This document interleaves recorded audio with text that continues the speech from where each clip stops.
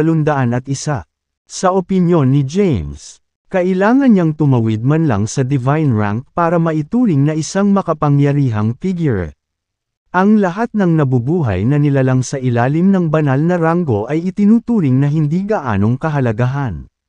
Ngayon, ang kanyang lakas ay limitado, at hindi pa siya nakipag-ugnayan sa isang cultivator sa divine rank. Dahil dito, hindi niya alam kung gaano sila kalakas. Matapos mag-isip sandali, tumayo si James at naglakad palabas ng time formation. Ang kapangyarihan ng Elixir of Nine Deaths ay naabsorb na, at lahat ng natitirang kapangyarihan ay nakatago sa loob ng kanyang katawan. Sa susunod na kapag ang kanyang buhay ay nasa panganib muli, ang kapangyarihan ng Elixir ay magiging aktibo. Matapos ubusin ang Elixir of Nine Deaths, mayroon na ngayong proteksyon si James. Nakakuha siya ng napakalaking benepisyo mula sa closed door meditation. At ang kanyang ranggo at kapangyarihan ay tumaas ng husto. Kung makakaharap niya si Milo ng Primordial Ape Race, tiyak na matatalo niya ito sa pagkakataong ito. Sa sandaling umalis siya sa time formation. Dumiretso siya sa palasyo ng Diyos ng Digmaan. Sa isang sira-sirang palasyo, natagpuan niya sina Brielle, Maxine, at Chusai. Paano nangyari? May nakuha ka ba? Nakarinig ng kaguluhan. Napalingon ang lahat. Natigilan sila nang makita si James.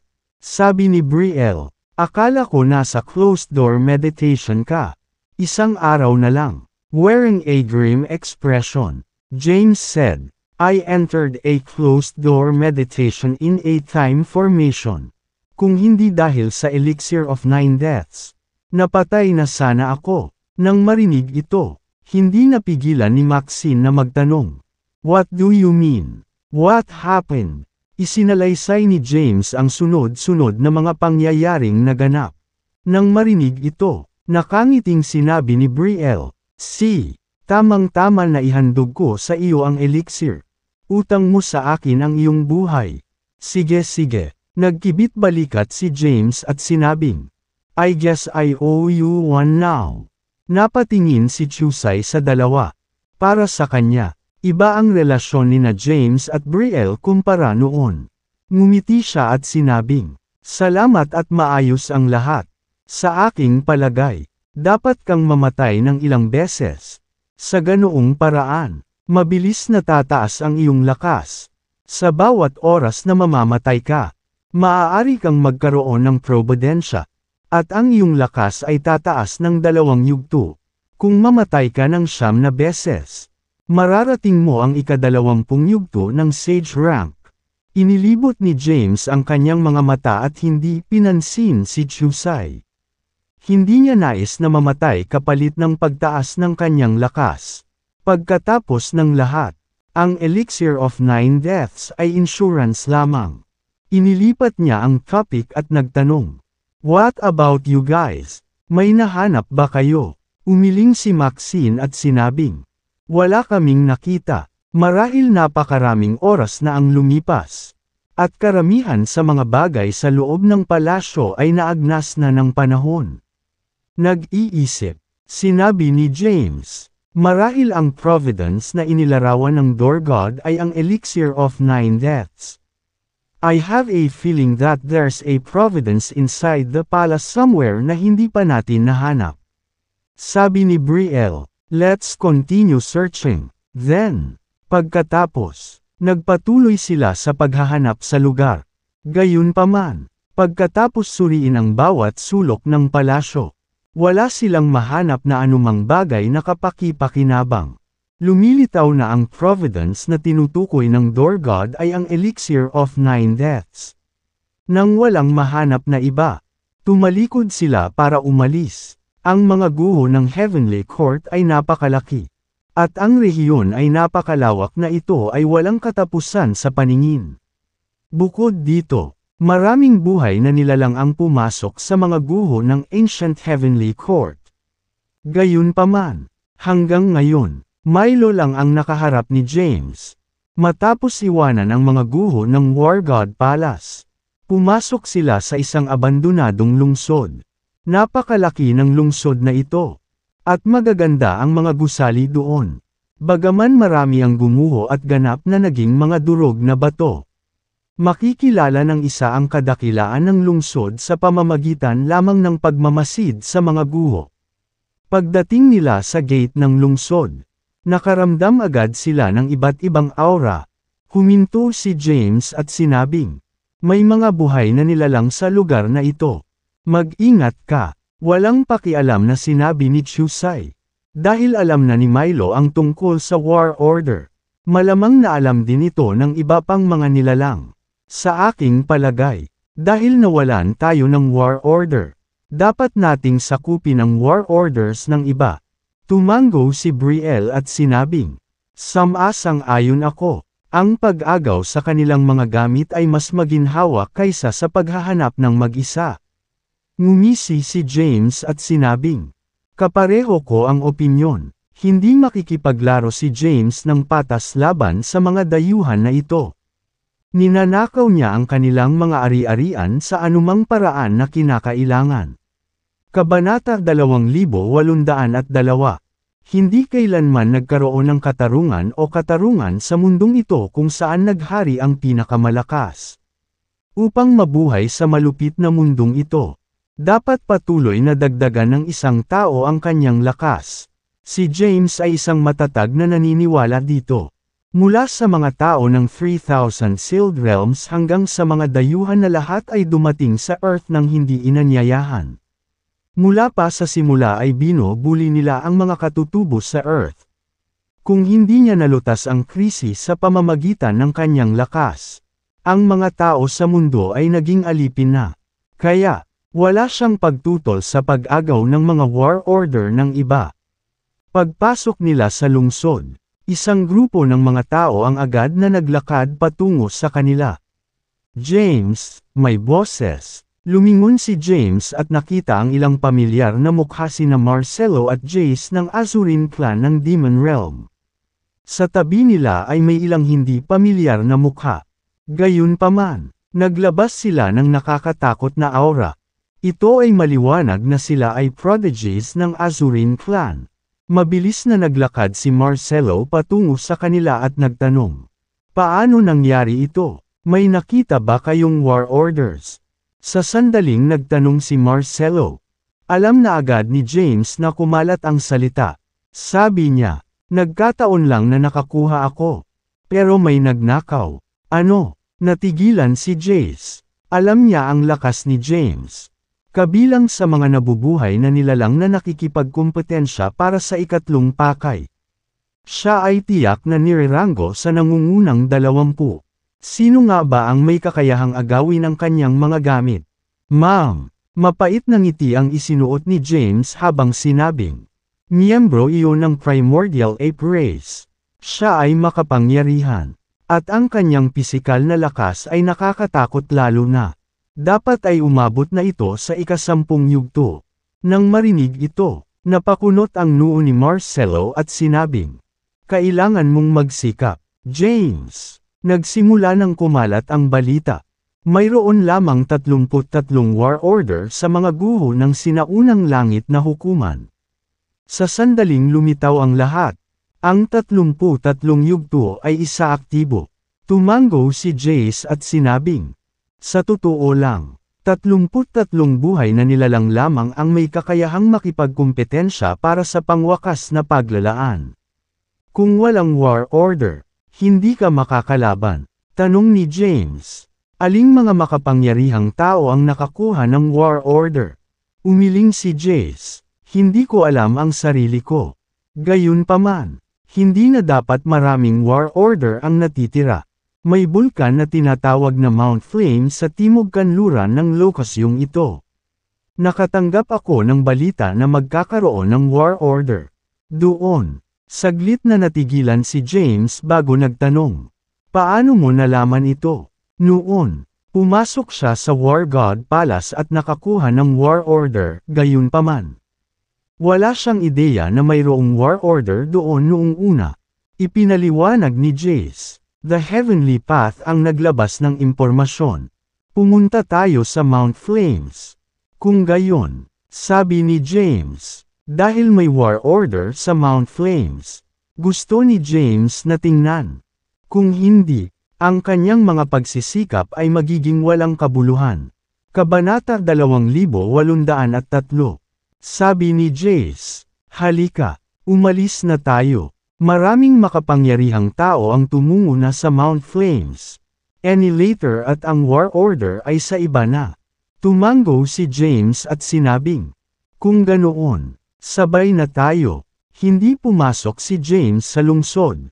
Matapos makatagpo sina Marcelo, Jace, at ang iba pa sa Demon Realm. Tumungo siya sa Mount Flames sa tabi nila. Pagkatapos ng tuloy-tuloy na paglipad sa loob ng kalahating araw, sa wakas ay nakarating sila sa rehiyon kung saan matatagpuan ang Mount Flames. Ang Mount Flames ay isang bundok sa apoy. Habang papalapit sila sa bundok, naramdaman nila ang matinding init. Itinuro ni Jace ang bundok na naglalagablab sa harapan nila at sinabing, iyan ang Mount Flames. Batay sa aking kasalukuyang impormasyon, ang bundok na ito ay may kasaysayan. Tumingin si James sa kanya at sinabing, Pray tell, ipinaliwanag ni Jace, batay sa impormasyon ng Heavenly Path, ang apoy ng Mount Flames ay lubhang kakaiba. Sila ang Flames of Samadhi mula sa alchemy furnace ng Grand Holy Master sa Ancient Heavenly Court Age. Isang aksidente ang naging sanhi ng Flames of Samadhi noong ang alchemy furnace ay tumalsik. Na naging dahilan upang sila ay tumalsik sa buong lugar at nabuo ang Mount Flames. Hindi na mabilang na mga taon na ang lumipas. At kahit na ang kapangyarihan ng apoy ay anino ng kanilang mga dating sarili. Gayunpaman sila ay nakakatakot pa rin. Sinasabi ng alamat na totoo iyon ang apoy ng Samadhi ay kayang sunugin kahit ang isang dakilang emperador. Maikling ipinaliwanag ni Jace ang pinagmulan ng Mount Flames. Sumulong sila patungo sa Mount Flames at hindi nagtagal ay nakarating sila sa paanan ng bundok. Sa oras na dumating sila, ang temperatura ay nakakatakot na mataas. Maging si James at ang iba pa ay ramdam na ramdam ang matinding init at basang-basa sila sa pawis. Maraming buhay na nilalang ang natipon malapit sa paanan ng bundok. Hindi sila nang ahas na pumasok ng pabigla-bigla dahil ang apoy ay nakakatakot. At sila ay magiging abo kung sila ay pumasok ng walang ingat. Anuman, ang ilan ay gumawa ng ilang mga pagtatangka. Gayunpaman, sa sandaling marating nila ang paanan ng bundok ay hindi na nila nakayanan ang init at kinailangan pang bumalik. Pinagmasdan ni James ang bundok sa kanyang harapan. Ang bundok ay 10-10 kilometro ang taas. At may mga apoy sa buong tuktok nito. Ang apoy ay nagniningas ng napakatindi na kahit na ang espasyo ay nasira. Samantala, may puting liwanag na lumulutang sa hangin sa tuktok. Iyon ang War Order. Nakita ni James at ng iba pa ang War Order. Gayunpaman, kahit na ang War Order ay nasa harapan lamang nila, walang sino man ang nang-ahas na pumasok ng walang ingat. Hahaha, wala bang naglalakas loob na humakbang pasulong? Isang pagsabog ng tawa ang umalangaw-ngaw. Pagkatapos, lumitaw ang isang mabangis na lalaki na natatakpan ng buhok. Milo. Kabanata 2804. Ang apoy ng Mount Flames ay ang Flames of Samadhi. Bagamat hindi na mabilang na mga taon ang lumipas at ang kapangyarihan ng apoy ay hindi na isang bahagi ng dating sarili nito. Gayunpaman ay nakakatakot. Sa sandaling pumasok si James sa apoy. Agad siyang binalot ng apoy. Habang sinusunog ang kanyang katawan dahil sa matinding init. Nakaramdam siya ng discomfort.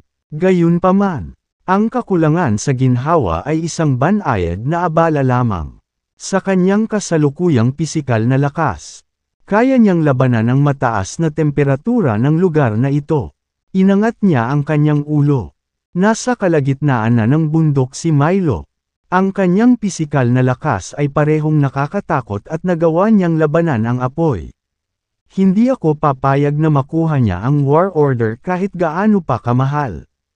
Alam ni Jarnes na limitado ang bilang ng mga War Order sa mga guho ng Ancient Heavenly Court. Sa kabuuan, mayroon lamang 33 sa kanila. Sa pagkakataong ito, napakaraming buhay na nilalang ang nakikipagkumpetensya para sa 33 War Order lamang sa mga guho ng Ancient Heavenly Court. Dahil dito, isang tunay na makapangyarihang figure lamang ang makakakuha ng War Order. Pinakatalyze ni James ang Sage Energy para protektahan ang kanyang katawan. Sa isang layer ng Sage Energy na nagpo-protekta sa kanyang pisikal na katawan. Ang apoy ay wala ng epekto sa kanya. Binilisan niya ang kanyang takbo at umarangkada patungo sa Milo. Kasabay nito, maraming buhay na nilalang ang nagtipon sa paanan ng bundok. Ito ang mga naunang nakatanggap ng balita. At marami pa ang papunta rito. Ang kanilang pisikal na lakas ay pare-parehong nakakatakot.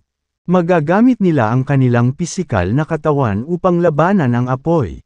Siguro kung maabot nila ang rurok at makuha ang War Order. Maraming buhay na nilalang ang nagtipon at nanunood ng karera. Nang mga sandaling iyon, nasa kalagitnaan na ng bundok si James.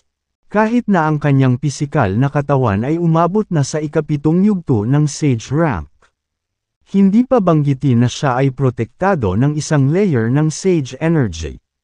Pakiramdam niya ay hindi na siya makakatagal ng mas matagal. Ang kanyang pisikal na katawan ngayon ay matangkad na pula. At ang temperatura sa ibabaw ng kanyang balat ay umabot sa isang hindi kapani-paniwalang antas. Kung magpatuloy pa siya, maaari siyang mapahamak dito. Si Milo naman ay nagpatuloy sa pagpindot pasulong. Hindi nagtagal, narating niya ang tuktok ng bundok. Sa pagkakataong iyon, medyo bumagal din ang kanyang bilis. Ang kanyang pisikal na katawan ay malapit na rin sa limitasyon nito. Huminga ng malalim si James. Pagkatapos, nakatalyze niya ang elemental inversion at ginawang fire attribute ang kanyang katawan. Dahil ang kanyang katawan ay isang elemental na banal na katawan. Pagkatapos na ay convert ang kanyang katawan sa fire attribute. Ang katangian ng kanyang katawan ay nagbahagi ngayon ng parehong pinagmulan ng apoy. Dahil dito, tumaas ang kanyang pagtutol sa apoy. At binilisan niya ang kanyang bilis. Hindi nagtagal, naabutan niya si Milo. Buong lakas na nilalabanan ni Milo ang apoy. Nang maramdamang papalapit na si James, hindi niya maiwasang lumingon at masulyapan siya. Ang buhok sa kanyang ulo ay ganap na nasunog. Siya ay kalbo. Ang kanyang mga pisngi ay namumula. At siya ay nasa isang kahabag-habag na kalagayan. Nang makita niya si James ay hindi niya maiwasang mapang-anga. Haha, hindi ko akalain na mararating mo ang lugar na ito gamit ang iyong lakas. Minamaliit ko yata ang lakas mo. Kabanata 2805. Damn it! Nagmura si Milo nang makitang bumibilis si James. Sa sandaling iyon, hindi na siya nagpigil at nagsagawa ng sacrilegious ascension. Ang signature cultivation method ng primordial ape race. Ang kanyang lakas ay tumaas. At isang protection na hadlang ang bomb alot sa ibabaw ng kanyang balat. Binilisan niya ang kanyang takbo. Naabutan niya si James. Nang mga sandaling iyon, malapit nang makarating si James sa tuktok. Ang apoy sa tuktok ay nag-alab lalo na ang lugar kung saan matatagpuan ang War Order. Kung saan ito ay nababalot ng apoy. Sa sandaling iyon, lumitaw ang isang purple na divine sword sa kamay ni James.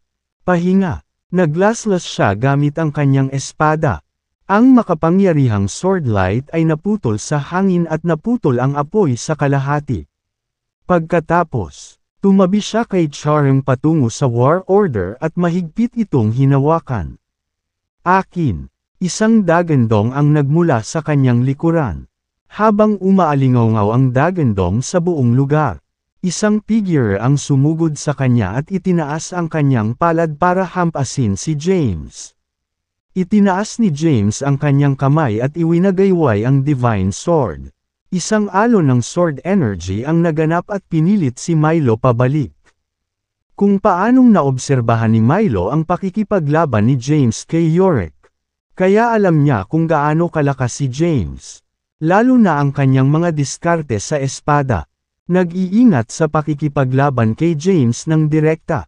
Pinili niyang umiwas sa kanyang pag-atake. Sa sandaling umiwas siya, umatras na si James kasama ang War Order. Mabilis niyang hinabol at hinampas ang likod ni James, na gustong agawin ang War Order.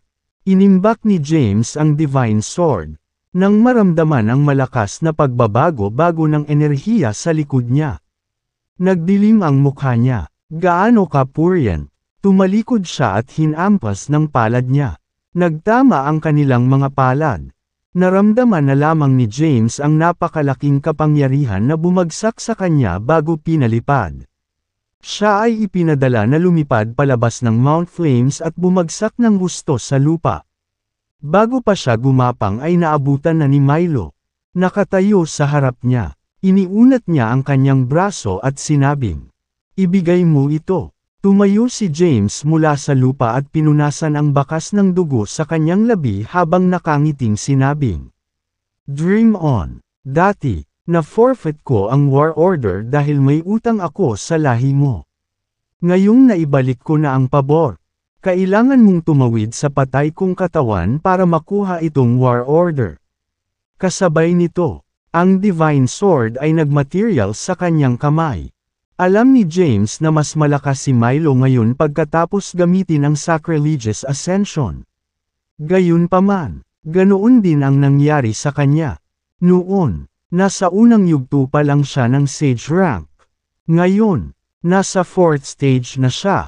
Ang pagsasagawa ng arcane arts sa unang yugto ay ganap na naiiba sa pagganap ng mga ito sa ika-4 na yugto. Hawak ang Divine Sword sa kanyang kamay. Sumambulat ang aura sa katawan ni James. "Halika." Itinutok ni James ang Divine Sword sa kanya. Dumilim ang mukha ni Milo habang nakatingin kay James. Pagkaraan ng ilang oras, nakangiting sinabi niya, "Isipin mo itong pagkawala ko sa pagkakataong ito." Gayunpaman, ang pagkuha ng War Order ay hindi katumbas ng pagkuha ng Ultimate Providence. Magkita tayong muli sa 33 Stage Celestial Palace. Sana hindi mo ako bibiguin. Siya nga pala, nang maalala niya ang isang bagay, binalaan niya, "Kahit na tumaas ng husto ang iyong lakas, hindi ka pa rin makakapantay sa akin. Kailangan mong magsumikap mula ngayon." 3-stage Celestial Palace. Kung hindi, hindi ka magkakaroon ng pagkakataon laban sa akin. Iniwan ang walang awa na pananalita na iyon. Tumalikod si Milo para umalis. Sa isang kisap mata, nawala siya sa paningin ng lahat. Phew! Nakahinga ng maluwag si James. Sa totoo lang, wala siyang gustong makipaglaban sa isang makapangyarihang tao tulad ni Milo. Umupo siya sa isang lotus na posisyon sa lupa at itinaboy ang Sacrilegious Ascension. Pagkatapos, ginawa niya ang demonic energy para pagalingin ang kanyang mga sugat. Kabanata 2806. Mayroong kabuuang 33 War Order sa mga guro ng Ancient Heavenly Court. Batay sa kalkulasyon ni Milo, binalak niyang sakupin ang ilan pang War Order at ibenta sa mga nangangailangan nito. Ang makapangyarihang mga figure na dumating sa Earth ay mga kahanga-hangang mula sa buong universo na naload. Gayunpaman, si James ang nakakuha ng War Order sa pagkakataong ito. Sa loob lamang ng ilang maikling araw, ang kanyang lakas ay tumaas ng mabilis. Dahil ang halaga ng pakikipaglaban kay James ay higit na lumampas sa mga benepisyo. Pinili niyang sumuko. Samantala, nakaupo si James sa isang lotus position sa lupa para magpahinga.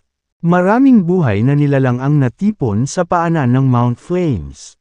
Humigit kumulang 10,000 sa kanila. Nakatutok ang kanilang mga tingin kay James. Ngayong nasa kamay na ni James ang War Order. Makukuha nila ang War Order sa pamamagitan lamang ng pagkatalo sa kanya. Gayunpaman, si James ay hindi pushover. At ang pagkatalo sa kanya ay halos imposible. Tinalikuran ng marami ang mga kaisipang iyon. Kung nagtataglay sila ng lakas para talunin si James, wala silang problema sa paghahanap ng war order sa mga guho. Marami ang tumalikod para umalis. At walang kumilos laban kay James. Kahit na siya ay nasugatan. Hindi nagtagal, gumaling ang mga sugat ni James. Noong nakapasok siya sa Mount Flames dati, ang kanyang buhok ay ganap na nasunog. Gayunpaman, sa kanyang kasalukuyang ranggo, nakontrol niya ang sigla ng kanyang katawan ayon sa gusto niya. Nangangahulugan ito na malaya niyang makontrol ang paglaki ng buhok. Maya-maya pa ay tumaas na ang buhok niya. Habang nakatayo siya, naglakad papunta sa kanya si Maxine at ang iba pa. Nag-aalalang tanong ni Maxine, "Are you alright?" Ngumiti si James at sinabing, "Siyempre ako." Itinaas ang war order. Sinabi niya na may nakakalokong ngiti. "Nakuha ko na ang war order." Lumapit sa kanila sina Marcelo, Jace, at ang iba pang buhay na nilalang ng Demon Racks. Nakangiting sabi ni Marcelo, "Congratulations on taking the war order, James. This means that you now have the right to enter the 33-stage Celestial Palace and compete for the Ultimate Providence." Ngumiti si James at sinabing, "Salamat." Tinanong ni Chusai, "Ano ang susunod nating gagawin?" James. Napatingin si James sa bulkang nasa harapan niya. Ito ay ang perpektong lokasyon para sa paglilinang. Dahil ang pagpapakain sa kanyang pisikal na katawan dito ay makakamit ang mas mahusay na mga resulta. Binalak niyang pumasok sa isang closed-door meditation dito ng ilang panahon. Pagkatapos ng maikling pagmumuni-muni, sinabi niya, "Dahil nakakuha na ako ng war order, hindi ko na kailangan pang magsapalaran. Plano kong pumasok sa isang closed-door meditation dito at hintayin ang 33-stage Celestial Palace na magbukas." Hindi pa rin sapat ang kasalukuyang lakas ni James para madaig ang masa. Ang pakikipagkumpetensya para sa sukdulang Providence sa kanyang kasalukuyang ranggo ay magiging mahirap. Kumunat ang noo ni Maxine at sinabing, "Tinalikuran mo na ba kami ngayong nakakuha ka na ng war order?" Nakangiting sabi ni Chusai, "Pumasok ka sa isang closed-door meditation kung gusto mo, James. Sa ating lakas, tayo mismo ay makakakuha ng ilang war orders." Kabanata 2807. Tanging tunog ng sumisikip na apoy ang maririnig. Tumingin si James sa Mount Flames. Ito ay ang perpektong lokasyon para sa paglilinang. Ang Flames of Samadhi ay nakakatakot at lubhang mabisa sa pagpapalusog sa pisikal na katawan. Bukod pa rito, ang apoy ay naglalaman ng mahiwagang enerhiya na nagpapahintulot sa isa na mapataas ang kanyang sage. Mabilis na enerhiya, sa pagkakaintindi ni James, hindi masyadong mataas ang ranggo ni Yorick. Siya ay nasa paligid lamang ng ika-10 yugto ng sage rank. Samantalang ang ilan sa iba pang mga nilalang ay umabot na sa ika-15 yugto. Bilang tunay na mga kababalaghan, ang kanilang mga hanay ay matatag at ganap na totoo. Kahit na ang pisikal na lakas ni James ay nasa ika-7 yugto ng sage rank. Ang kanyang lakas ay napakarami at iba-iba. Pagkatapos makakuha ng Providence, siya ay nasa ika-4 na yugto ng sage rank. Kung hindi gumagamit ng ibang paraan, hindi siya magkakaroon ng pagkakataon laban sa iba pang makapangyarihang mga tao. Pagkatapos ng maikling pagmumuni-muni, humakbang siya sa apoy. Kahit na ang apoy ay tila nakakatakot, nagawa niyang labanan ang apoy ng panlabas na paligid ng hindi gumagamit ng ibang paraan o taktika. Sa oras na nasa kalagitnaan na siya ng bundok, nakaramdam siya ng kakulangan sa ginhawa, at bawat hakbang na gagawin niya ay tila nangangailangan ng matinding pagsisikap. Nakaupo siya sa isang lotus position sa lupa. Spirit tool, mangyaring tulungan akong mag-set up ng time formation. Papasok ako sa isang closed door meditation. Hiniling ni James sa spirit tool sa loob ng celestial abode na tulungan siyang mag-set up ng time formation. Nagmaterialize ang singsing sa daliri niya para bumuo ng mga misteryosong karakter na pumasok sa void at bumuo ng time formation. Si James ay nagsimulang maglinang ng maalab sa loob ng time formation. Kasabay nito, habang pinipino niya ang kanyang pisikal na katawan, hinihigop niya ang kapangyarihan ng apoy upang madagdagan ang kanyang sage energy. Ang elemental, ang inversion formation sa loob ng kanyang katawan ay mabilis na umikot. Na binago ang hinihigop na enerhiya sa sage energy. Kasama ang elemental inversion formation. Ang kapangyarihan ni James ay tumaas ng husto sa bilis ng maraming beses kaysa sa iba pang mga magsasaka. Samantala, habang ang kanyang pisikal na katawan ay patuloy na sinusunog ng apoy, patuloy siyang lumakas. Bago pa makabuo ang kanyang pisikal na lakas, naabot na ng kanyang ranggo ang tuktok ng ika-4 na yugto. Sinubukan ni James na pigilan ang kanyang ranggo. Gayunpaman, ang kanyang ranggo ay matatag.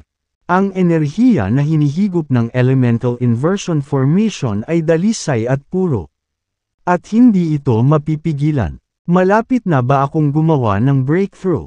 Bulong ni James. Pagkatapos ng kabiguan sa huling pagkakataon, naging mas maingat siya.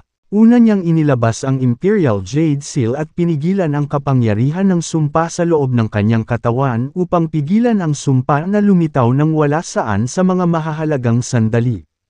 Sa sandaling pinigilan niya ang sumpa, pinili niyang gumawa ng isang pambihirang tagumpay. Hinampas niya ang kanyang kamao at nabasag ang realm barrier. Pagkatapos, lumitaw ang selyo. Kabanata 2808.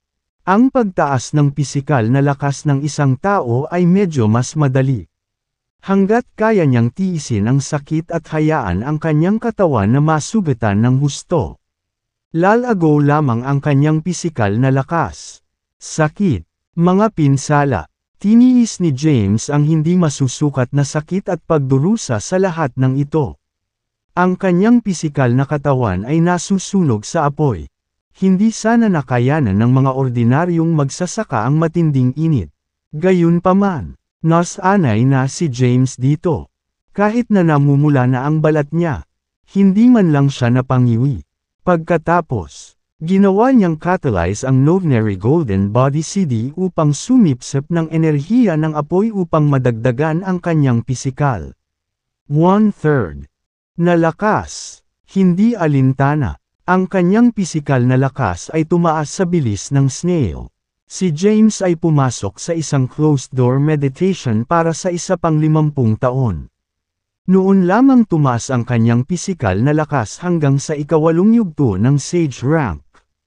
1 taon at kalahati na ang lumipas sa labas ng mundo. Kahit na wala siyang ideya kung ang 33-stage Celestial Palace ay nagbukas. Alam niyang kailangan niyang iwanan ang kanyang closed-door meditation at gumala sa labas. Kung pinalampas niya ang pagkakataong makipagkumpetensya para sa Diyos, ang lahat ay magiging walang kabuluhan. Tumayo siya at nag-inat. Naramdaman niya ang napakalaking kapangyarihan sa loob ng kanyang katawan. Ngumiti siya ng kasiya siya. Tapos, tumalikod na siya para umalis. Hindi nagtagal. Nakalabas na siya sa Mount Flames.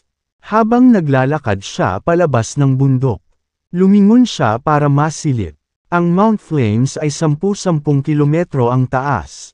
Ang napakalaking at engranding bundok ay ganap na nag-aapoy, na umabot sa langit. Hiss! Ang mga sumisitsit na tunog ng apoy ay maririnig. Nang masaksihan ang gayong tanawin, isang ideya ang lumitaw sa isip ni James. Wish! Ang Divine Sword ay nagkatawang tao sa kanyang kamay.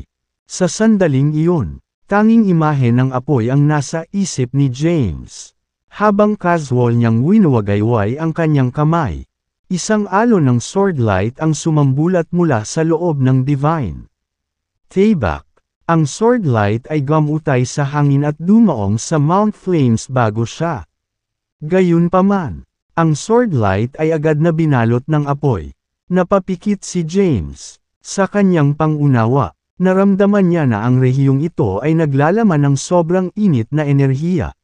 Sa sandaling iyon, tila pumasok siya sa isang illusory state of mind. Sa kanyang estado, nagsagawa siya ng isang sword dance.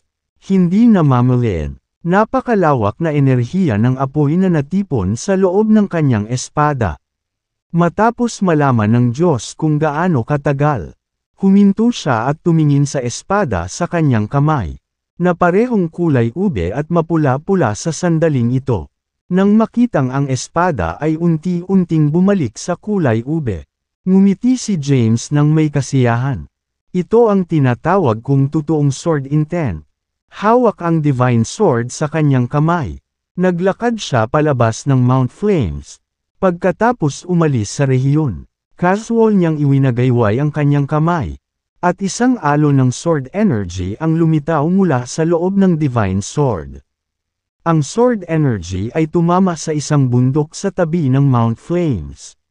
Boom! Sa sandaling ang sword energy ay tumama sa bundok. Isang sobrang nakakatakot na enerhiya ang bumalot sa bundok. Sa isang iglap, naging abo ang lahat at walang natitira sa paningin.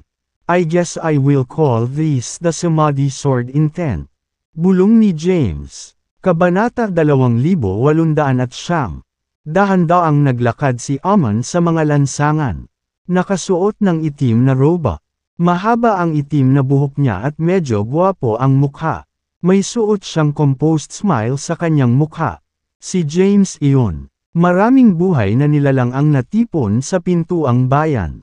Papasok at palabas ng lungsod. Lumikha ng kaguluhan ang hitsura ni James. Dumating na si James. May umuungal. Sa isang ganap na buo na gusali sa lungsod.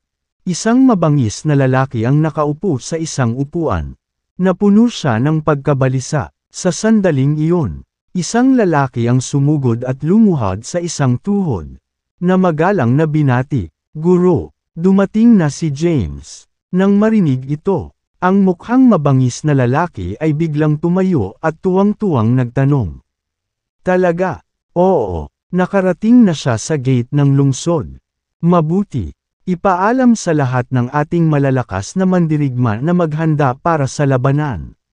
Sasalakayin natin si James sa lahat ng panig at sakupin ang kanyang war order." Naiintindihan. Sa nakalipas na taon at kalahati kung saan si James ay nasa closed-door meditation. Wala siyang ideya na maraming war orders ang lumitaw. Bawat pagpapakita ay hudyat ng simulan ng isang mabangis at madugong labanan. Hindi mabilang na mga magsasaka ang nakipaglaban sa isa't isa para makuha ang war order.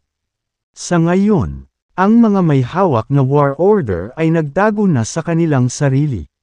Napakaraming buhay na nilalang ang nabigong makakuha ng isang war order. Kaya sa sandaling magpakita sila ng kanilang mga sarili. Hindi mabilang na mga cultivator ang tiyak na sasamantalahin ang pagkakataon na nakawin ang kanilang war order. Sa sandaling dumating si James sa mga tarangkahan ng lungsod. Naakit niya ang mga kakaibang tingin ng marami. Si James ay isa sa mga pinakaunang nakakuha ng war order. Tama ba? Oo, nakuha niya ang war order sa Mount Flames. Halos 1 taon at kalahati na ang nakalipas. Kung tama ang mga kalkulasyon ko, ang war order na hawak niya ang dapat na pangalawa. Si Milo ang unang nakakuha. Sa totoo lang, gayunpaman, 6 na buwan na ang nakalipas. May ilang makapangyarihang tao ang bumuo ng isang grupo at tinugis siya. Si Milo ay malubhang nasugatan. Sa huli, ang kanyang war order ay naalis. Sa sandaling ito, 30 war orders ang lumitaw na. Ngayon, 3 na lang ang natitira. Kapag lumabas na ang huling 3, ang 33 yugto ng Celestial Palace ay bubuksan. Nagdulot ng kaguluhan ang hitsura ni James. Nang marinig ito ni James ay nagsalubong ang mga kilay. Paano hindi ka panipaniwala? Kahit na ang war order ni Milo ay nasamsam. Alam ni James kung gaano kalakas si Milo. Bilang isang miyembro ng Primordial Ape Race, nagtataglay siya ng nakakatakot na lakas. Hindi banggitin na siya ay nagsagawa ng sacrilegious ascension. To think na kahit ganoong nilalang ay hinahabol. Sa totoo lang, mahirap paniwalaan ito ni James. Ngayon, gustong-gusto niyang pumasok sa lungsod at tanungin kung ano ang nangyari sa mga guho sa nakalipas na taon at kalahati. Gayunpaman, pagdating niya sa mga tarangkahan ng lungsod, maririnig ang ingay ng mga knight na nakasuot ng bakal. Nakasakay sila sa mga unicorn na ilang metro ang taas at ganap na natatakpan ng itim na kaliskis. Sa mga unicorn ay isang grupo ng mga ganap na armadong sundalo. Sinugod nila si James at pinalibutan siya. Pagkatapos, isang mabangis na mukhang lalaki na nakasuot ng itim na roba na mga 230 sentimetro ang taas humakbang pasulong. Nang makita ang porma sayon na ito, ang mga nakapaligid na buhay na nilalang ay umatras sa likuran. Nang makita ito, napataas ang kilay ni James. Alam niyang pag-alit ang taong nasa harapan niya. Pagtingin sa mabangis na mukhang lalaki, naikuyong niya ang kanyang mga kamao at sinabi, "Ano ang kahulugan nito, sir?" Lumakad ang lalaki papunta kay James at inabot ang kanyang braso. "Huwag mong sabihing hindi kita binigyan ng pagkakataon. James, ipasa ang war order at baka iligtas ko lang ang buhay mo." Hahaha, tumawa si James. Kaya sila ay pagkatapos ng kanyang war order sa huli. Kung ganoon, ipakita mo sa akin na kaya mong gawin ang ganoong gawain. Nawala ang ngiti niya na napalitan lang ng madilim na mukha. Kabanata 2810. Katatapos lang ni James ng closed-door meditation na lubhang nagpapataas ng kanyang lakas. Ang kanyang ranggo ay umabot na sa ikalimang yugto ng Sage rank. At ang kanyang pisikal na lakas ay umabot sa ikawalong yugto ng Sage rank. Gayunpaman, hindi ito ang mga pangunahing punto. Ang pinakamahalaga sa lahat ay nagkaroon siya ng insight sa Flames of Samadhi. Ito ay hindi banggitin ang sword intent na nabuo mula sa mga pundasyon ng Flames of Samadhi. Gayunpaman, walang ideya si James kung gaano sila kakilakilabot dahil hindi pa niya ito ginamit sa labanan noon. Pinagmasdan niya ang mga kabalyero sa kanyang paligid. Lahat sila ay naglabas ng napakalaking aura. Sa isang sulyap, masasabi ni James na nasa ikawalong yugto na sila ng Sage rank. Ang mabangis na mukhang lalaki, sa kabilang banda, ay nasa ikasampung yugto ng Sage rank ayon sa konserbatibong pagtatansya. Dumilim ang mukha ni James habang nakatingin sa lalaki at nagtanong, "Ano ang pangalan mo?" "Hindi ako lumalaban sa mga taong walang pangalan." Tumawa ang lalaki at sinabing, "Tandaan mong mabuti ang pangalan ko, James. Ang pangalan ko ay Yorick Jar-Ida, ang Young Master ng Sword Realm, at ang Lord of the Sword Realm ng tatay ko. Narinig ko na ang iyong mga diskarte sa espada ay walang kapantay. Hayaan mong subukan ko ang iyong tunay na lakas." Ngumiti si Yorick habang nag-uutos. Attack! Habang nagbibigay siya ng utos. Daan-daang kabalyero ang nag-awit ng kanilang mga espada.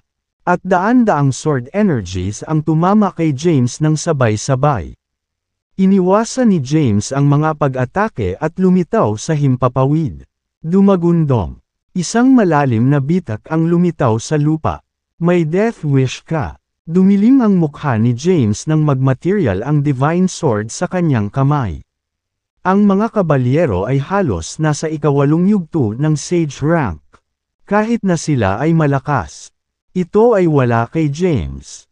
Ang kanyang ranggo ay nasa ikalimang yugto ng Sage rank. Bukod, ang Crep Myrtle Divine Sword ay isang imperial weapon. Ang mga ito ay nagpapahintulot sa kanya na pag-aanan ang pagkakaiba ng kapangyarihan sa pagitan nila. Pagkatapos lumitaw sa himpapawid, ang kanyang katawan ay kumislap, at isang sword light ang kumislap. Bago pa man makapag-react ang mga kabalyero, natama na sila ng patay. Walang anumang simpatya si James sa mga kabalyerong ito na gustong agawin ang kanyang pag-aari. Kaya, nilipol na lang niya sila ng walang awa. Ang Divine Sword kasama ng kanyang hindi magagapi na mga diskarte sa espada ay nilipol sila sa isang iglap. Marami ang nakasaksi sa eksenang ito. At lahat sila ay tulala. Malakas si James. Lalong lumakas si James kumpara noong lumaban siya kay Yorick. Ngayon, hindi niya ginamit ang arcane arts na nagpapataas ng kanyang lakas. Sa katunayan, ang mga kabalyero ni Yorick ay nagdulot ng banta sa maraming makapangyarihang tao sa lahat ng ito. Kung iisipin na nagawa ni James na lipulin sila sa isang galaw. Tulad ng inaasahan sa taong nakakuha ng War Order mula sa Mount Flames. Bulalas ng marami. Nang makitang pinapatay ang kanyang mga nasasakupan. Nag-ugat ang mga ugat sa mukha ni Yorick. Ang mga kabalyerong ito ay ang mga piling tropa ng Sword Realm na tinipon mula sa iba't ibang lugar upang tulungan siya sa pagkuha ng Providence na ito. Ngayon, gayunpaman, sila ay nilipol ni James. Kabanata 2811. Umungol si Yorick at itinaas ang itim na espada sa kanyang kamay bago mabangis na laslas. Isang nakatatakot na swordlight ang lumitaw at naputol sa ere. Patungo sa direksyon ni James. Malakas ang aura ng swordlight at napakalaki ng kapangyarihan nito. Nang maramdaman ang panganib, ang mga nakapaligid na buhay na nilalang na nanunood sa eksena ay nagmamadaling umatras sa likuran. Nahaharap sa malakas na pag-atakeng ito. Hindi nag-atubili si James. Itinaas niya ang kanyang kamay at naglaslas gamit ang kanyang espada. Isang alon ng sword energy ang nabuo mula sa loob ng Crep Myrtle Divine Sword. Nagbanggaan ang dalawang sword energies. Boom! Habang ang sword energies ay nagbanggaan sa kalagitnaan ng hangin. Isang pagsabog ang naganap, na lumikha ng isang malakas na putok. Ramdam ni James ang isang nakakatakot na kapangyarihan na dumarating sa kanya. Kaagad, itinaas niya ang Divine Sword sa kanyang kamay at pinalihis ang papasok na sword intent. Shit! Nagalit si Yorick nang makita niyang hindi nasaktan si James. Paglukso sa hangin, ang espadang hawak niya ay kumawala sa kanyang kontrol at nagsimulang dumami sa bilang. Sa maikling panahon, libo-libong itim na espada ang naganap. At bawat isa sa kanila ay sumugod kay James habang may dalang napakalaking kapangyarihan. Ngumiti ng mahina si James. Sa sandaling iyon, nagbago ang kanyang sword intent. At ang purple sword sa kanyang kamay ay agad na naging pula. Pahinga, naglaslas si James gamit ang kanyang espada.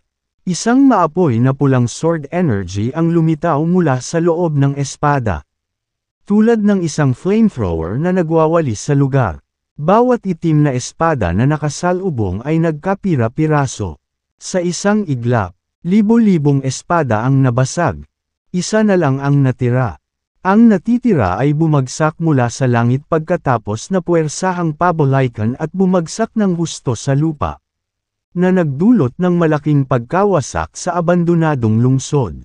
Samantala, nagpatuloy ang apoy sa lugar. Na tinamaan si Yorick sa proseso. Agad na hiniwa ang katawan ni Yorick sa kalahati. Sa sandaling iyon, isang napakalaking kapangyarihan ang lumitaw mula sa loob ng kanyang katawan at pilit itong pinasigla sa kabila ng pagkalasing sa kalahati. Gayunpaman, ang kanyang katawan ay nagtamo ng matinding pinsala. Bumagsak siya mula sa langit at bumagsak ng malakas sa lupa. Pagkatapos, paimpol siyang nakahiga sa lupa na hindi kumikibo. Nang makita ito, natigilan si James. Kakagawa lang niya ng Samadhi Sword Intent at kamakailan lang ay nakakuha siya ng insight.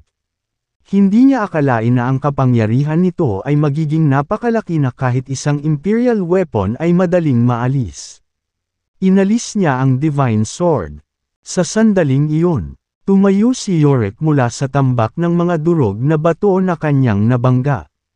Ang kanyang katawan ay halos ganap na nawasak ngunit muling nabuhay sa isang mahalagang sandali. Gayunpaman, ang kanyang katawan ay malubhang nasugatan. At siya ay ganap na napuno ng dugo. Umupo siya sa isang bato at naghahabol ng hininga. Itinago ni James ang kanyang mga kamay sa kanyang likod at naglakad palapit sa kanya. Kabanata 2812. Si Yorick, ang young master ng Sword Realm na nagtataglay ng Imperial Weapon, ay tiyak na isang nakakatakot na nilalang. Gayunpaman, laban kay James, natalo siya sa ilang mga galaw. Hindi lang iyon, ngunit nabuhay lamang siya sa puntong ito dahil maawain si James. Kung hindi, siya ay namatay sa mga guho ng sinaunang langit na hukuman. Nakakatakot si James. Mas malakas na siya ngayon kumpara noong lumaban siya kay Yorick.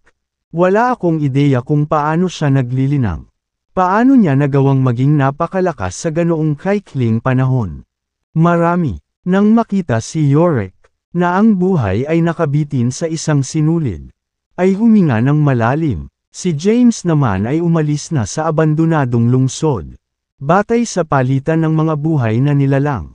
Alam na niya ngayon na 30 war order ang lumitaw at 3 na lamang ang nananatiling nakatago.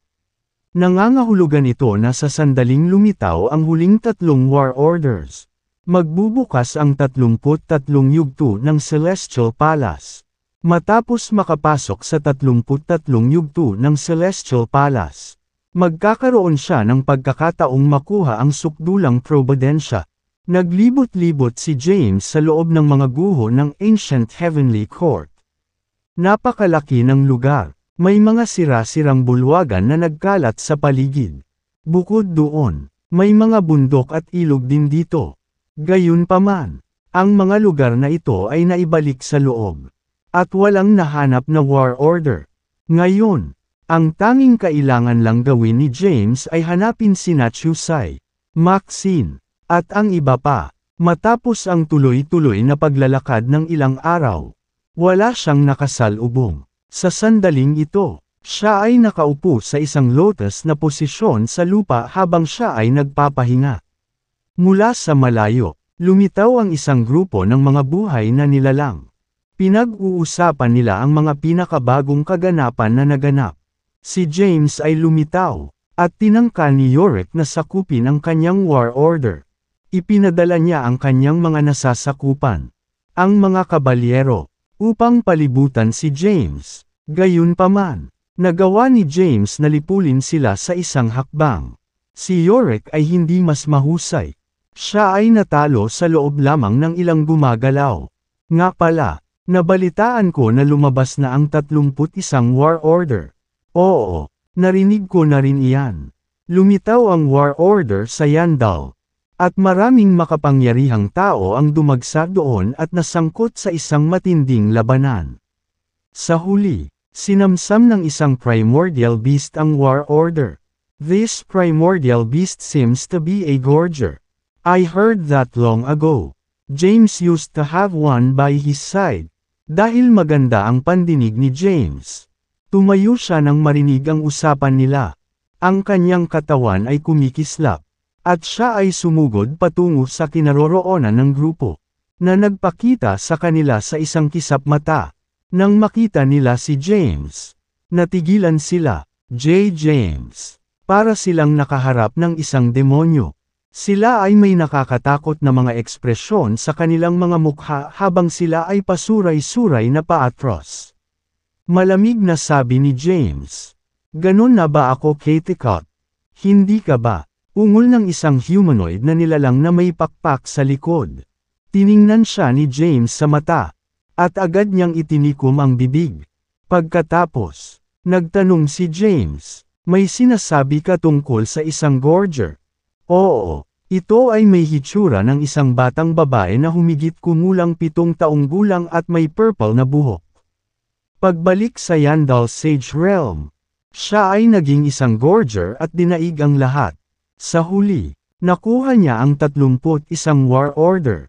Nang marinig ito ni James ay nagsalubong ang mga kilay. Kahit na hindi pa niya nakita ang orihinal na anyo ng Feb the Gorger. Alam niyang babae ito, batay sa impormasyong ito. Halos mahulaan niya na ang Gorger na lumitaw ay malamang na si Febokos siya ang tanging nabubuhay na Gorger sa mundo. Nasaan siya? Tanong ni James. Umiling sila. Hindi ko alam. Nangyari ito 5 araw na ang nakakaraan. Wala kaming ideya kung saan maaaring pumunta ang Gorger. Ay, oo. Ang isa sa mga buhay na nilalang ay biglang may naalala. Kabanata 2813. Bigla siyang tumingin kay Jarnes at sinabing, Mr. Hayden, mayroon akong impormasyon na maaaring maging kapaki-pakinabang sa iyo. Sinulyapan siya ni James at sinabing, magsalita ka. Sinabi ng nilalang, ang balita ng iyong hitsura ay kumalat na sa buong Ancient Heavenly Court. Alam na ngayon ng maraming nilalang na mayroon kang war order. Napakaraming nilalang ang nabigong makakuha ng isa. Na nagtago, kumunot ang noo ni James at sinabing, caught the creepy already. Oo naman. Gulat na tumango ang nilalang at sinabing, narinig mo na ba ang celestial ant race? James shook his head, he had never heard of this before. Paliwanag ng nilalang, huwag tayong magmadali, Mr. Hayden. Allow me to provide you with an explanation. Tumingin sa kanya si James at hinihintay ang kanyang paliwanag. Sinabi ng nilalang, may 10 superbeast sa primordial age. Na tinatawag ding 10 primordial fiends. Kapwa ang Gorgers at celestial ants ay kabilang sa 10. Mayroon ding celestial ant na pumasok sa mga guho ng Ancient Heavenly Court. Bagamat siya ay napakalakas, siya ay may kaila-hilakbot na swerte. Hindi pa siya nakakakuha ng war order. Alam ang iyong hitsura. Nahuli niya ang iyong kaibigan. Na sa tingin ko ay tinatawag na Maxine. Hinihiling kanyang pumunta sa Mount Peñet sa loob ng 1 buwan. Kung hindi, papatayin niya si Maxine. Nang marinig ito, natigilan si James. Pagkatapos, kumalma siya at nagtanong, makapangyarihan ba ang celestial ant? Sinabi ng nilalang, nakakatakot ang pisikal na katawan ng celestial ant. Sa sandaling ipinanganak sila, mayroon silang pisikal na katawan na nagtataglay ng ranggo ng sage. Tanong ni James, nasaan ang Mount Peñet? Ang nilalang ay naglabas ng isang mapa at iniabot ito kay James na nakangiti. At sinabing, Mr. Hayden, ito ang mapa ng mga guho. Minarkahan ko ang ilan sa mga mas mahalagang lugar sa mapa. Salamat. Kinuha ni James ang mapa at tumalikod para umalis. Kumikislap ang kanyang katawan, at nawala siya ng walang bakas. Hey, Mr. Hayden, hindi mo ba dapat ako bigyan ng reward? Sigaw ng nilalang. Gayunpaman, hindi siya pinansin ni James. Mabilis siyang umalis at nakarating sa isang liblib na lugar bago sinisiyasat ang mapa. Madaling basahin ang mapa. Kinakalkula ni James ang oras na kinuha niya sa paglalakbay mula sa inabandunang lungsod at sinubukang kumpirmahin ang kanyang kasalukuyang kinaroroonan. Pagkatapos, sinubukan niyang hanapin sa mapa ang Mount Peñet. Matapos makumpirma kung saan siya pupunta, hindi na siya nagtagal at nagmamadaling tinungo ang direksyon ng kanyang destinasyon. Habang parami ang war orders na lumitaw, ang mga walang isa ay nagsimulang magpanik. Ang mga naririto para sa pakay ay mga kahanga-hangang nagmula sa lahat ng sulok ng sansinukob. At bawat isa sa kanila ay nagtataglay ng kakilakilabot na lakas. Ang mga nakakuha ng war order ng nagkataon ay hindi nang ahas na magpakita ng kanilang sarili ng walang ingat. Sa halip, itinago nila ang kanilang mga sarili at hinintay na lumitaw ang lahat ng war orders at magbukas ang 33-stage Celestial Palace. Kabanata 2814. Kahit na ito ang panahon ng Apocalypse para sa sangkatauhan, ang kabaligtaran ay totoo para kay James. Siya ay nagtataglay ng hindi kapani-paniwalang swerte at biniyayaan ng makalangit na landas. Dahil napakaswerte niya, tatanggap siya ng tulong saan man siya magpunta. Ito ang pangunahing dahilan kung bakit sinundan ni Chusay si James. Sa buong sansinukob, pinili ng marami na kalabanan ang sangkatauhan at nais na lipulin si James at agawin ang kanyang Diyos. Gayunpaman, pinili ng ilan na kaibiganin si James. Si Chusay ay isa sa kanila. Noong unang lumitaw si James sa Demon Realm, nabalitaan agad ito ng pamilya Gale. Kaya, ipinadala nila si Chusay sa Demon Realm upang maging sinumpaang kapatid ni James. Bilang isang taong pinagpala ng landas sa langit, maaaring idirekta ni James ang swerte sa kanyang mga kaibigan ng hindi nalalaman. Marahil ay dahil dito kaya nagkaroon ng malaking swerte sina Brielle at Chusay hindi nagtagal pagkaalis ni James. Nakakuha sila ng War Order. Ang pagkakaroon ng hindi kapani-paniwalang kapalaran ay hindi kapani-paniwala. Hindi mabilang na malalakas na magsasaka ang pumasok sa mga guho ng Ancient Heavenly Court. Ngunit ang karamihan sa kanila ay walang mahanap.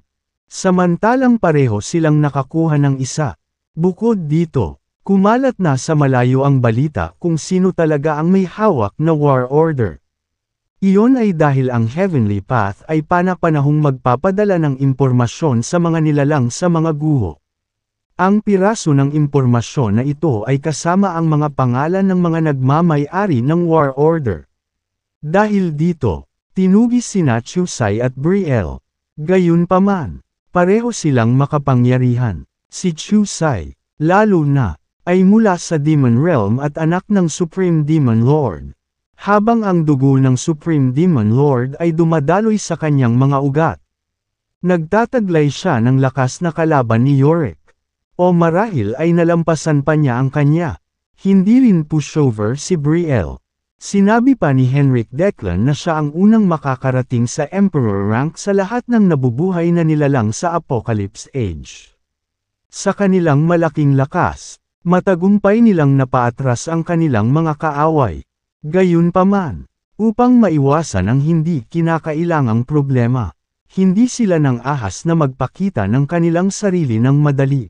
Sa sandaling ito, nagtatago sila sa labas ng Mount Peñet, nakatingin sa bundok sa di kalayuan. Sinabi ni Chusay, dahil umalis na si James sa kanyang saradong pagmumuni-muni, malamang na nakatanggap siya ng balita tungkol sa pagdukot kay Maxine. Tiyak na pupunta siya rito. Hintayin na lang natin dito na magpakita siya. Kapag pinagsama natin ang ating mga puwersa, walang makakapigil sa atin. Hindi pinili ni Chusay na kumilos ng pabigla-bigla.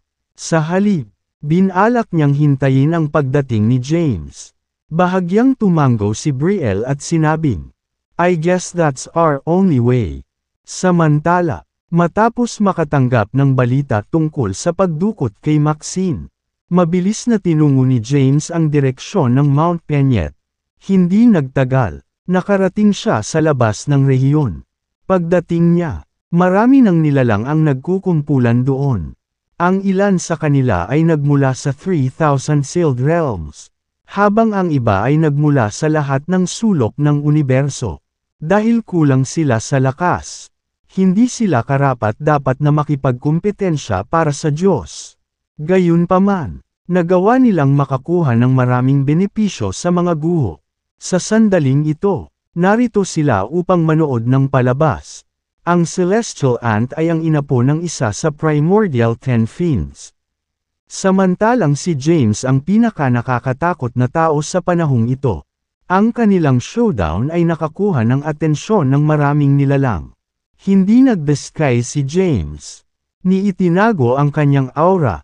Kaya, sa sandaling lumitaw siya, nakita siya. Pagdating niya sa labas ng bundok Peñet, pinagmasdan niya ang marilag na bundok at tumigil sa kanyang paglalakad. Pagkatapos, inilabas niya ang mapa at kinumpirma ang kanyang direksyon. Bumulong-bulong. Ito dapat ang Mount Peñet. 2 linggo pa lang ang lumipas mula nang makatanggap ako ng balita tungkol sa pagdukot kay Maxine. She should be alright. Oy, hindi ba James? Kabanata 2815. Si James ay lumitaw. Hehe, time to watch the show. Dahil ipinakita ni James ang kanyang sarili. Ang mga walang war order ay tiyak na pupunta dito upang sakupin ang kanyang.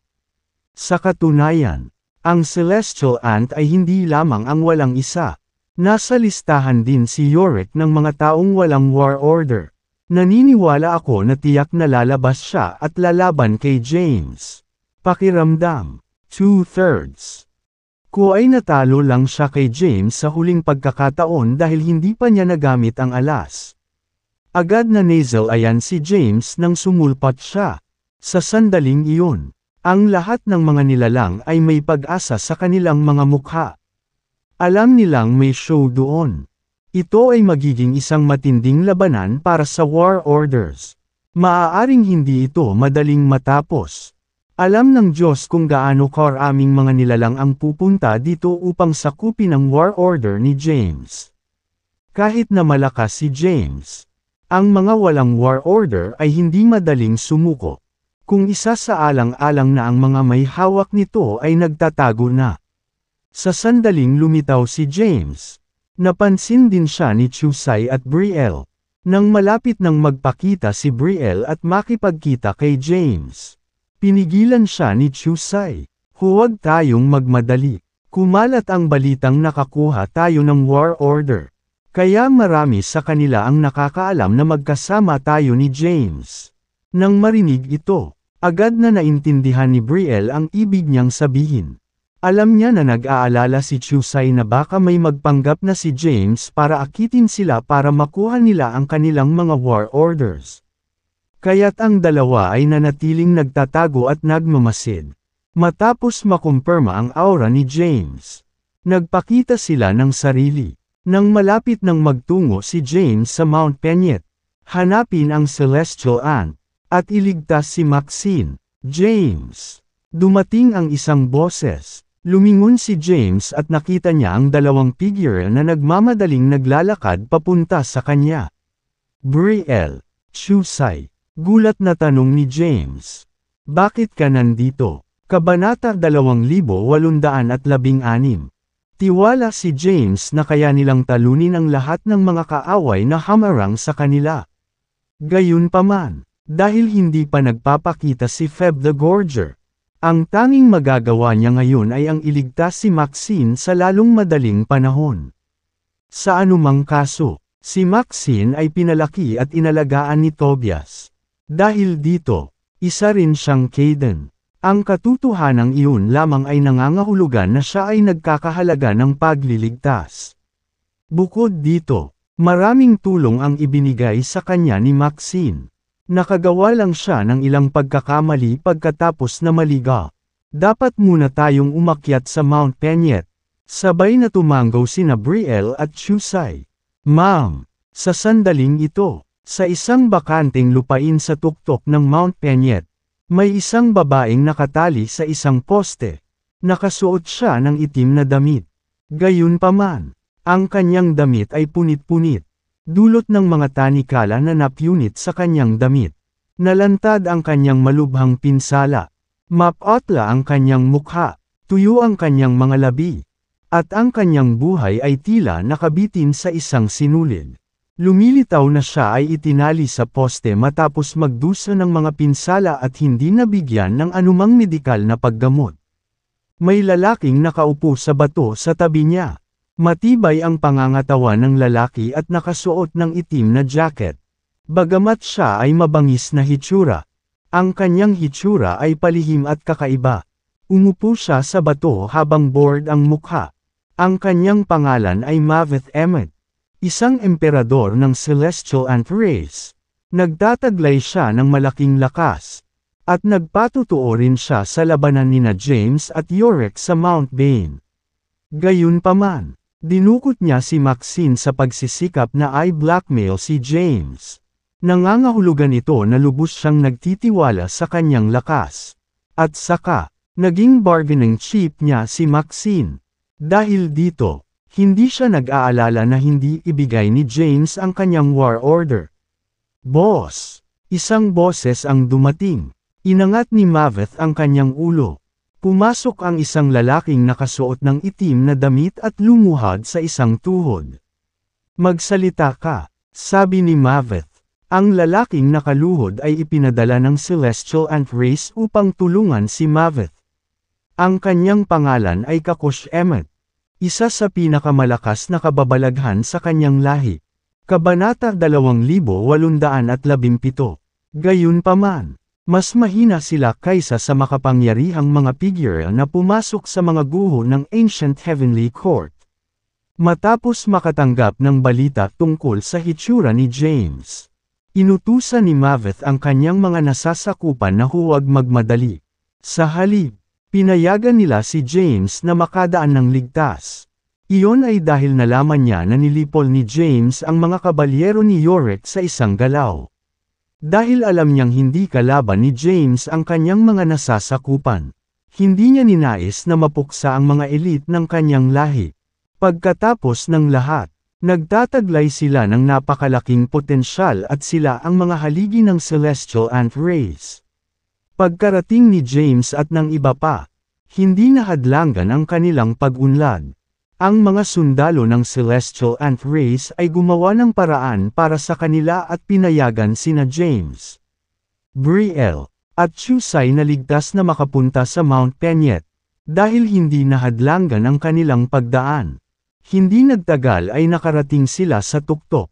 Sa kanilang pagdating, nakita ni James si Maxine, na nakatali sa isang halijing bato at puno ng dugo, at ang buhay ay nakabitin sa isang sinulid. Agad naman siyang nagalit, nagdilim ang kanyang ekspresyon, at naikuyong niya ang kanyang mga kamao. Ang kanyang layunin sa pagpatay ay makikita ng lahat. Nang maramdaman ang layunin ng pagpatay kay James, natakot si Chusai at nagmamadaling nag-ingat. Huwag kang impulsive, James. Minsan ay ipinaglaban ni James ang kanyang buhay sa loob ng 30,000 taon sa Tribulation World. Ang 30,000 taon ng walang katapusang pagpatay ay naging sanhi ng kanyang katawan na makaipon ng napakalaking layunin ng pagpatay. Sa lahat ng ito, siya ay aktibong pinipigilan ang mga ito. Nang makitang pinahirapan ang kanyang pamilya, sumambulat ang nakatagong hangarin ng pagpatay at nagbanta na umapaw. Naramdaman ni Brielle ang lamig sa kanyang gulugod. She hurriedly grabbed James' hand and whispered, "Don't act impulsively, remember to go with the flow." Huminga ng malalim si James para pigilan ang galit sa kanyang puso. Dahan-daang pumasok ang tatlo, sa di kalayuan. Sabay na tumayo sina Maveth at Kakosh at napatingin sa papalapit na grupo. "Ha, tumawa si Maveth. Akala ko si James ang dumating mag-isa. Hindi ko inaasahan na may karagdagang dalawa pa. Si Chusai at Brielle ay may kanya-kanyang war order din. Ngayon, magkakaroon ako ng 3 war orders." Tinapik niya ang balikat ni Kakosh at sinabing, "Ang swerte mo ngayon. Makakakapasok ka rin sa 33-stage Celestial Palace."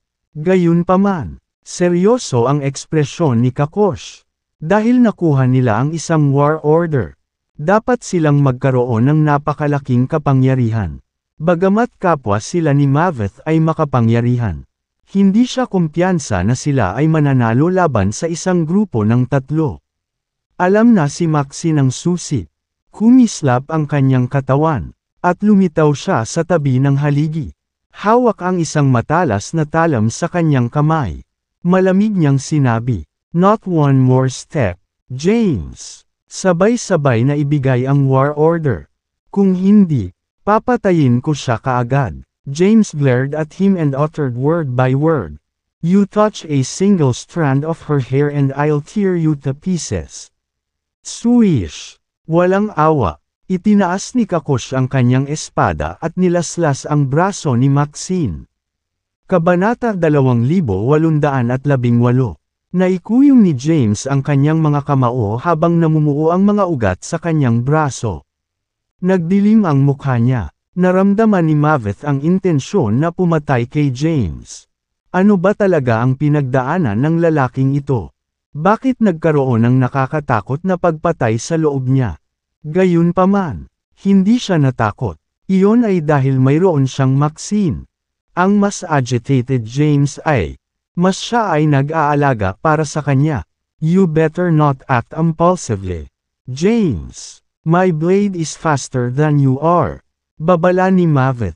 Naramdaman ni James na si Kakosh, ang nagdiin ng talam sa leeg ni Maxine, ay isang makapangyarihang figure. Malakas ang aura na ipinalabas niya. At ang kanyang lakas ay nasa ika-10 yugto ng Sage rank. Dahil nakapasok siya sa mga guho ng Ancient Heavenly Court. Tiyak na siya ay isang napakalakas na figure. Para masigurado ang kaligtasan ni Maxine. Hindi siya impulsively kumilos. Kinuha niya ang War Order mula sa Celestial Abode. Nang makita ang War Order sa kamay ni James, nabalisa si Maveth. Iniabot niya ang nanginginig niyang mga kamay. Sumigaw siya, "Bilisan mo, ibigay mo sa akin." Si Maxine, na nagkamalay na, ay nagmamadaling sumigaw nang makitang inilabas ni James ang kanyang War Order. Hindi, James. Mayroon lamang kabuoang 33 War Orders. Kung ibibigay mo ang sa iyo, mawawalan ka ng karapatang makipagkompetensya. For the Providence, huwag mong sayangin ang pagkakataong iyon dahil sa akin. Lumakas ang boses ni Maxine.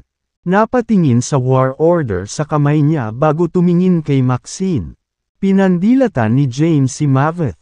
He suppressed his fury deep inside and uttered word by word.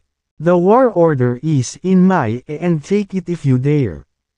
Kasabay ng pagsasalita ni James, nakatulize niya ang Sacrilegious Ascension, Elemental Inversion, at ang kapangyarihan ng Dragon Bones. Sa sandaling iyon, siya ay nasa kanyang pinakamalakas. Noong lumaban siya kay Yorick, nasa first stage pa lang siya ng Sage rank. Sa pamamagitan ng pagsasagawa ng maraming signature cultivation method, nagawa niyang talunin si Yorick. Ngayon, siya ay nasa ika-5 yugto ng Sage rank. Gamit ang Prep Myrtle Divine Sword, alam niyang hindi siya magagapi sa mga guho ng Ancient Heavenly Court kung ito ay isang 1 versus 1. Bilang karagdagan sa Samadhi Sword Intent, kamakailan lang niya nakuha ang insight. Madali niyang malipol sina Maveth at Kakosh. Ang Divine Sword ay nagkatawang tao sa kamay ni James. Gamit ang espada sa kamay, ang kanyang aura ay may walang katulad na kariktan. I have the War Order right here, do you dare approach me? Nagsalita si James sa bawat salita, at lumakas ang boses niya. Nakaramdam ng lamig si Chusai sa kanyang gulugod habang bumubulong. Hindi ko akalain na si James. Ang lakas ay umabot na sa isang kakilakilabot na antas sa loob lamang ng maikling yugto ng panahon. Siya ay lubusang natalo sa akin. Sa kanyang lakas, hindi siya dapat magkaroon ng problema sa pagtatamo ng sukdulang probidensya. Natigilan din si Brielle. Si James noon ay isang kababalaghan lamang sa kanyang mga mata. Ngayon, gayunpaman, si James ay nasa isang ganap na naiibang antas. Ang aura ni James ay nabigla kay Brielle. Mula sa malayo, nagulat si Maveth nang maramdaman niya ang aura ni James. He was absolutely confident in his strength. Kasama si Kakosh, naniwala siyang kaya niyang harapin si James. Ngayon, gayunpaman, napakalaki ng aura ni James. Nasira ang kanyang kumpiyansa, nang lumingon siya at sumulyap sa halijing bato sa likod niya. Nakita niyang nakadikit pa rin ang espada ni Kakosh sa leeg ni Maxine. Kaagad, nawala ang kanyang pag-aalala. Sa tingin mo ba natatakot ako sa'yo? Siya ay sumigaw. Tapos, tumalikod siya at nag-utos. If James dares act recklessly, kill Maxine at once. Naiintindihan, sabi ni Kakosh. Nang makita ito, naging malungkot ang ekspresyon ni James.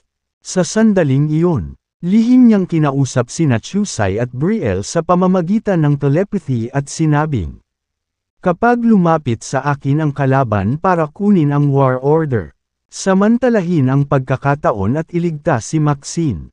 Kabanata 2819. James, natatakot ako na hindi ito posible. Nagsalita si Chusai.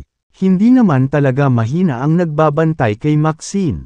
At saka, grabe ang sugat niya. Kung hiwain ng kaaway ang leeg ni Maxine sa isang iglap, tayo, magiging okay din. Sinabi ni James. Alam ko ang curse magic. Gagamitin ko ito para ipakulong siya, na pumipigil sa kanya na lumaban. Sa sandaling iyon, dapat samantalahin ninyong dalawa ang pagkakataon at mag-strike.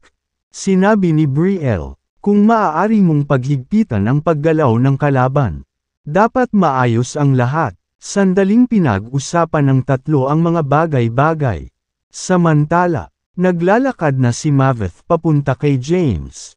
Maya-maya, humarap siya kay James. Nakatingin kay James na may masungit na ekspresyon. Iniabot niya ang kanyang braso at nakangiting sinabi, I don't want to make an enemy out of you, James. However, we only have a limited number of war orders, so please don't blame sa akin para dito. Para sa kapakanan ng sukdulang pag-aalaga, gagawin ko ang anumang bagay na makamit ang aking mga layunin. Tumingin sa kanya si James at sinabing, maaari mo bang makuha ang sukdulang Providence kahit na ibigay ko sa iyo ang aking war order? This is none of your concern. Now, give it to me. Tiningnan ni James ang war order sa kanyang kamay at nag-aatubili na bitawan. Pagtingin sa war order sa kamay niya, iniabot niya ang gamit. Kasabay nito, umikot ang madilim na demonic energy sa kanyang mga palad, na nagmaterialize ng mga misteryosong simbolo na pumailanglang sa langit at naglaho ng walang bakas. Kahit na naramdaman ni Maveth na may mali, hindi niya matukoy kung ano ang mali. Sa sandaling iyon, wala siyang pakialam at umabot na siya para tanggapin ang war order. Sa sandaling iyon, sinabi ni James, gawin mo. Samantala, naramdaman ang napipintong panganib. Sumigaw din si Maveth, gawin mo. Gayunpaman, ginamit na ni James ang confinement para higpitan ang mga galaw ni Kakosh. Matapos matanggap ang utos, laslasan na sana ni Kakosh ang leeg ni Maxine nang mapansin niyang hindi siya makagalaw. Nanatiling static ang espada sa kamay niya. Nagpanik siya, kasabay nito, kinasuhan na nina Brielle at Chusai si Kakosh. Katulad nito, mabilis na binawi ni James ang war order na ibinigay niya kay Maveth at itinago ito sa Celestial Abode. Kaagad, tinusok niya si Maveth gamit ang Divine Sword. Kaagad, ang unang hakbang na ginawa niya ay ang First Swordsmanship. Ang paglipat na ito ay isang pagsasanib ng libo-libong mga diskarte sa espada. Kahit na ito ay tila karaniwan sa isang simpleng sulyap.